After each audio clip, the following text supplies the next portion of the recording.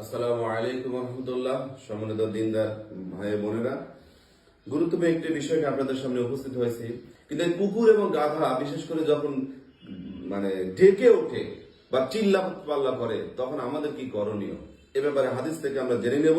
আল কিতাবুল আল আদাবুল মুফরাদ গ্রন্থের 545 নম্বর পৃষ্ঠা 1250 নম্বর হাদিসের মধ্যে আসছে যে রাসূল সাল্লাল্লাহু আলাইহি ওয়াসাল্লাম বলেছেন, রাত্রে যখন গভীর হয়ে যায় আর গৃহের আশেপাশে যখন কুকুর ডেকে ওঠে অথবা গাধা ডেকে ওঠে, তখন তোমরা বুঝবে যে ওই কুকুর বা গাধা শয়তানকে দেখে ডাকছে। আর তোমরা তখন এই বলবে, আউযু বিল্লাহি মিনাশ শাইতানির রাজীম, এই বলে আল্লাহর কাছে আশ্রয় প্রার্থনা করবে, কারণ কুকুর বা গাধা শয়তানকে দেখছে। আর যদি তোমরা দেখো যে কখনো রাত্রিবেলা মরক ডাকছে, তাহলে মরক ফেরেশতাকে ডেকে ডাকা শুরু করে। এই জন্য মরক যখন ডাকবে তখন বুঝবে ফেরেশতা আসছে, তখন আল্লাহ তাআলার কাছে তোমরা অনুগ্রহ প্রার্থনা করবে। আমরা অবশ্যই আমলটা করবো ইনশাআল্লাহ।